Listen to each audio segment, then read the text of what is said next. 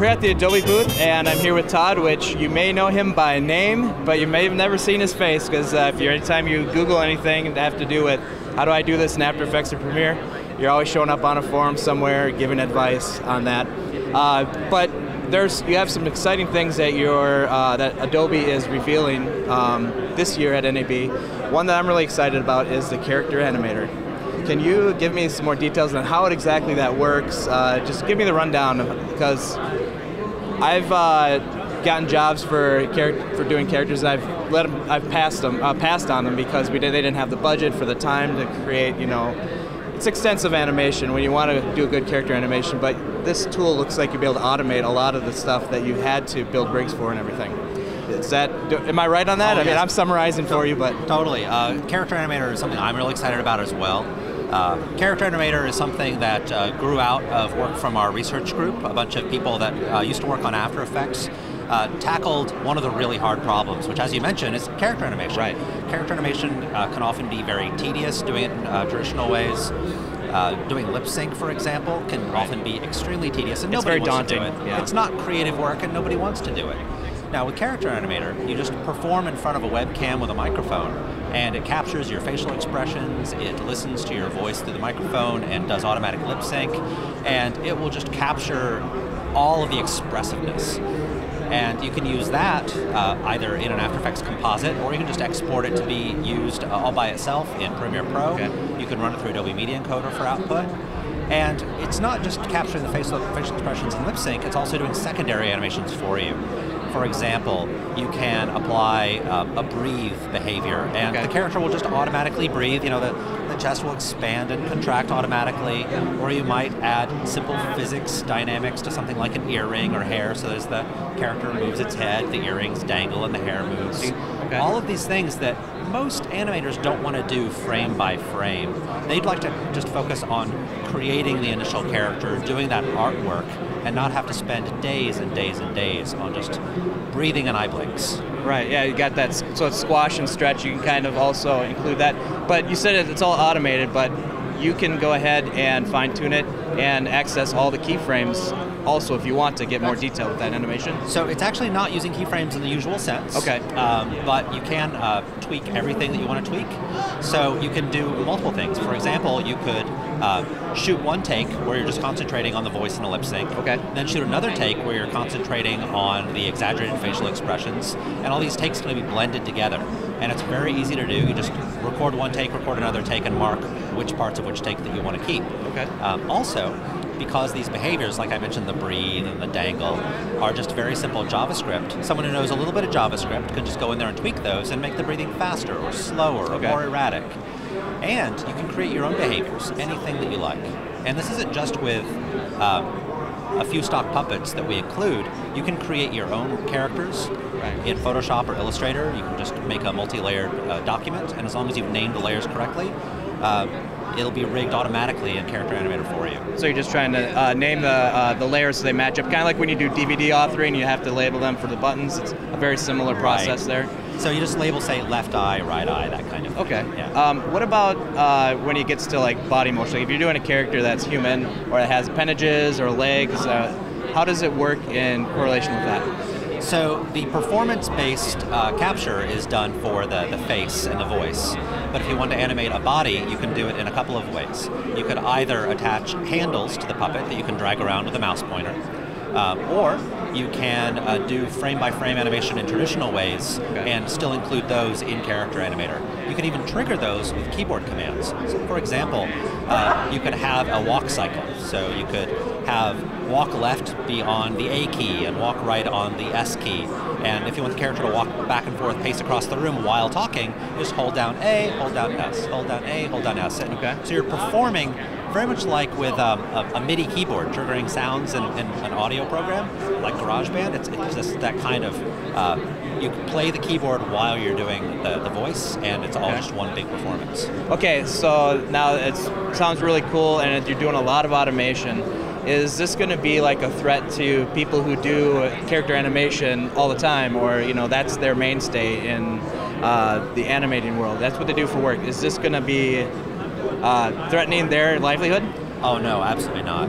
So right now, if someone's doing character animation for a living, in almost none of those cases does that person enjoy doing the manual animation of lip sync. Right. So if the person just wants to use Character Animator just for lip sync, or for, say, secondary animations like the breathing that I mentioned before, they can use Character Animator to make some of those tasks faster and easier, but still do all of the rest of the animation themselves.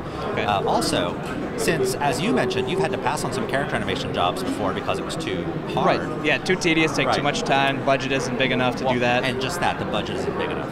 So a lot of people don't even think of starting a character animation project. They don't even think of including character animation in their final product because they know that it's expensive and hard. This will make it easy enough and accessible enough that more people are going to be asking for character animation, which means that people that do character animation will be getting more requests and it'll be easier for them to do. So I think they're actually going to really like this. Also, many of the people who do character animation really enjoy the process of creating the character.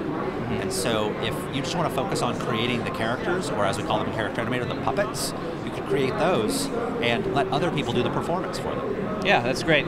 Now, obviously you're able to really automate the facial features, the lip syncing.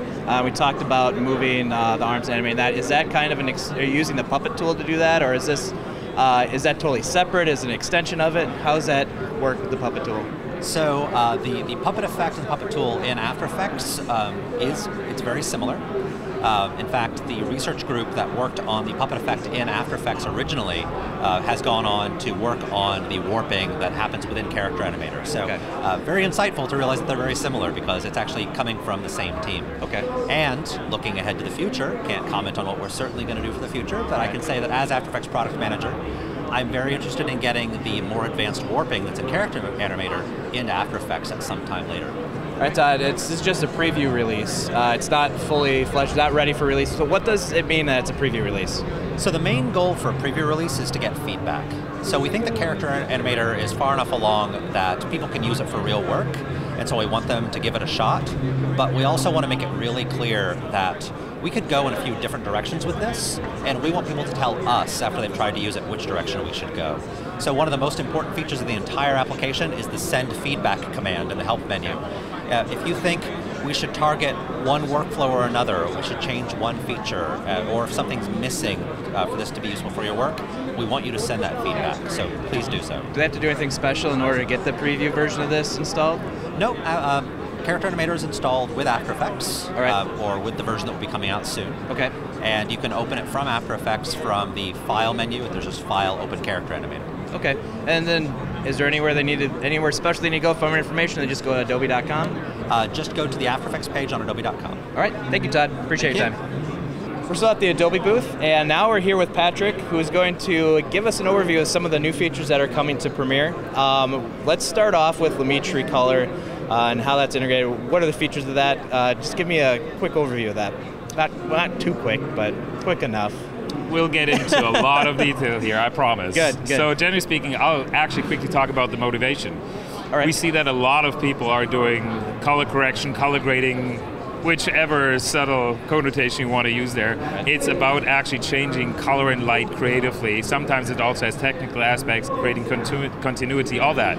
So we added speed grade a while back, and a lot of people go to it, but there is a problem here, and it's not because people don't want to do it or they can't do it. It's a little daunting, I think. I think it's very daunting because it's a lot of tools that a lot of people haven't been familiar with. Right. And the other problem is it's another application, so you need to go out, and if you spend the time doing that, I think you'll find that very gratifying. That's actually true for every color grading product, I guess. Right. But the thing is, sometimes time isn't there, and most importantly, if you feel comfortable at home in Premiere, then wouldn't it be great to be able to do a lot of that just from within Premiere? Yeah, we do that. We don't always use Resolve. It's easier to do it right in Premiere. We use Colorista, but so this is going to be something that's going to be able to help those people out. Absolutely. And so what we've done is try to reimagine the entire way people work with color in Premiere. So we not just do a couple of tools from SpeedGrade and they're now in Premiere. It's very different. So there is now a task-oriented workspace for it. So you basically click on the color workspace and we'll take you right into the right environment. So then there are the new Lumetri scopes. That's one of the technical aspects that's changed. So they are now more modern and more standardized, contemporary scopes, I'd say. Okay. Everything you'd expect from a vector scope to a Luma waveform to an RGB waveform, all of that. But That's not only in sync with speed grade, it really is up to snuff what you want to expect from a more modern interpretation of all of these. So it's real time for one thing, so they're GPU accelerated, all of that came into play. More importantly though, the creative part of it is now an organization that should be very familiar and comfortable for people who know how to work Lightroom. So a lot of things have been organized into the slider kind of style of UI that Lightroom is using. The basic layout in there, you would probably get started with that in a second after seeing it if you have used Lightroom before, because you've got exposure, shadows, highlights. There's even now Vibrance, which didn't exist in the video space before, so we're quite excited to also introduce some new tools to that workflow. So a lot of the people who are coming from DSLR photography and making that move to video are going to feel right at home color grading their footage. Yes, and then on top of that, we also changed the way you would get started, because previously you had to decide which tool you're going to use, bring it to your clip on the timeline. If you move on to the next one, then you start all over again. You bring something to that clip, or you copy over a piece. There's work involved, right? Probably not that problematic if you do it all the time, but how about you don't need to do it at all? So now, Lumetri color is actually an intrinsic effect. So the tools are right in front of you. What you see in the program monitor is what you're going to work with. You don't need to think about it, it's just there. So it's overall really, it's a lot of smaller things combined that make for the new color workflow. And that even extends to something that isn't in Premiere, which is, we now have a new mobile technology, which is something that's work in progress, and we're delighted to show it here at NAB. And I even have it with me, and it's in my pocket. Nice. So let me show this to you. So when people, so this is going to be used when you're looking to match shots, or just get a color idea of your environment? It's very much about the ideation. I think matching from something on the phone to a professional workspace, you have better ways of doing that. It's much more about something else. So let me quickly show this to you. We can actually capture, even here at NAB, what's around us, and you will see that there's now a 3D histogram building. So that's kind of interesting all by itself. Point it over here, and so we'll point it over here so everybody can see it. We can capture the Adobe booth. So you see all the colors represented in here, the darker ones, the lighter ones, and then there's saturation. The more it goes to the far end, there's more saturation. But the good thing is you don't even need to know about that, because you can just say, oh, I kind of like these colors. The larger ones are the most interesting ones for the algorithm. So what's going to happen here is it will immediately produce a look that you can see on a test image, or I can apply it to something else. The real world is always more interesting to me, so that's a shot from Istanbul.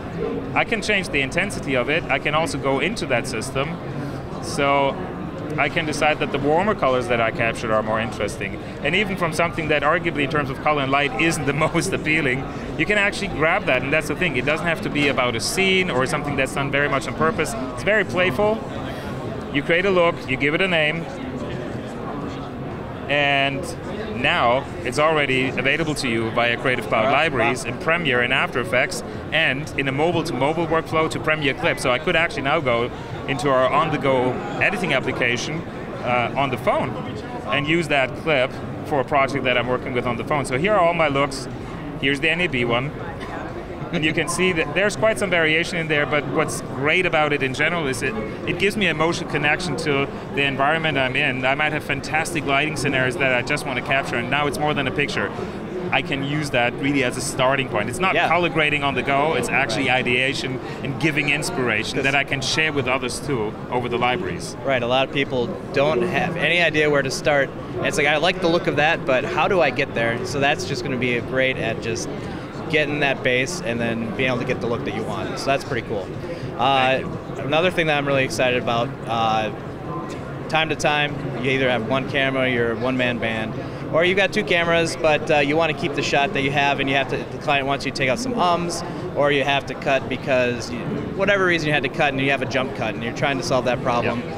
You have a solution for that now. Tell me a little bit about that. Right, so taking a step back, there has been something in the product for a while now that people are really still excited about, which is the opportunity to use Morph technology to stabilize a shot that was handheld and just make it more smooth.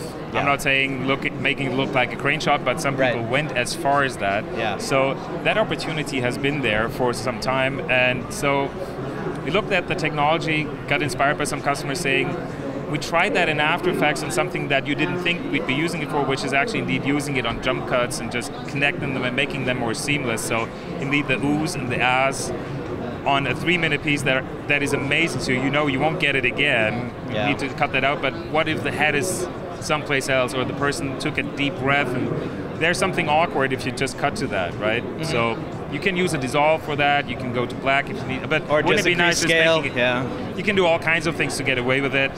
Now, Morph Cut is looking at various frames and then analyzing that magically pixel by pixel, and is going to find the most seamless transition between these two images. So you wouldn't notice much of a difference there. If you look at it in very close detail and frame by frame, you will definitely see it. There's no magic in that area that will ever make everything work. But the thing is, our audience is not going to watch it frame by frame. So you create something that in real time is going to look absolutely like there was no cut. So you're using like pixel interpolation between those frames then, just like when you create motion blur in After Effects. So it's using a combination of a couple of technologies you already had. Exactly. Okay. So it's other technology we had reimagined. The cool thing about it is, I've been talking about technology, but probably I should not have, because for our customers it doesn't matter where it came from and why it came about. It just works. You just put it on. It's just like a transition. So you're just going to identify that piece, and instead of using a dissolve, you're just going to turn it into your effects, and you'll put over a morph cut instead. That's all you need to know. It's going to do the analysis automatically for you. There are no 747 style cockpit orientation things you need to do. You don't need to get oriented with it. It's just you put it on, it works.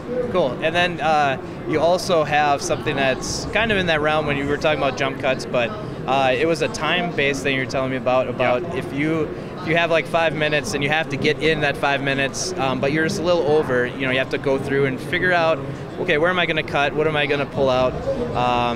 Tell me about that new plugin and how that works. Right, so that's something that's available to you in Media Encoder. So for final output, if you send your finished project over and you let Media Encoder do its job, creating various outputs, or maybe just the one, but typically we're talking about various outputs here, and one has to be a little shorter. Maybe because you need to make it fit with the ad inserts, maybe it's actually for another country, and there are other requirements for that slot that your work is going to be presented in. You always have options. You could do micro-editing, and that's probably the most typical case right now. So you're trying to get the 4 seconds out and look for the frames that you could skip without hurting the creative intention. Now, Time Tuner, which is the new feature here, allows you to just click a button, and all you got to do is define either a fixed target duration, or you're going to shorten it or lengthen it, that's possible too, by a certain percentage. So what that's going to do is, it's very similar to the tech behind it that I just described. We're just going to look very carefully at audio and video. We'll identify where it's actually possible to do something without making me sound like this, without introducing very noticeable artifacts, right? So it's not just stretching something or compressing it. We're also not just killing some frames. It will go unnoticed. I personally think anywhere in the 2 to 3% area. It will probably go unnoticed for 99% of the audience in the 5 to 10% area still. So depending on the project also and the amount of cuts you've got, there is some variation there. But overall the message is, in the lower range, you probably don't need to do micro-editing anymore, because there is an option to just create output that's pretty much without artifacts. And the best thing is, it's happening on output in real time, so there's no extra step involved. All right, cool. One other thing that I saw, last thing, I saw someone pull up Audition, but it was like built into Premiere, so it looks like you're deepening that integration. What's going on there? Right, so we've done a couple of things in Premiere itself. So the mixing in Premiere and the way you actually do the channel mapping, there has been some great updates there to do it more matrix style.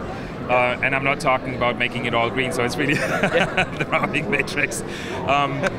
In Audition, you have now an opportunity to do the dynamic link with Premiere. So instead of rendering the project and bringing it over so you could see it and mix to it, you can actually see the actual project live streaming onto a second screen, or a window within Audition if you're on a single screen setup.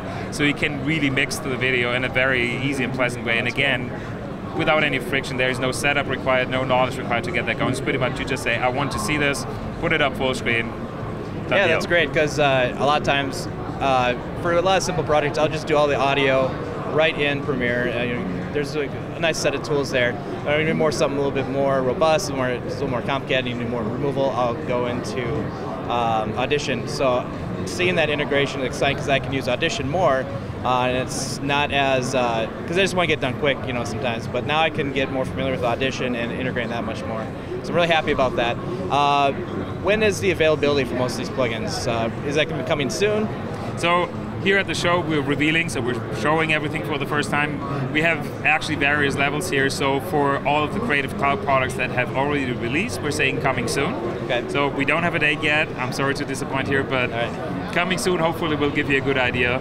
And Character Animator that you talked about before with my colleague Todd, that is in preview right now, and Project Candy is really just something that we're showing for the first time, gathering feedback, see how people like it, what they want, and hopefully we'll be able to take it to the next level very soon. Awesome. Thank you very much for your time, Patrick. Thank you.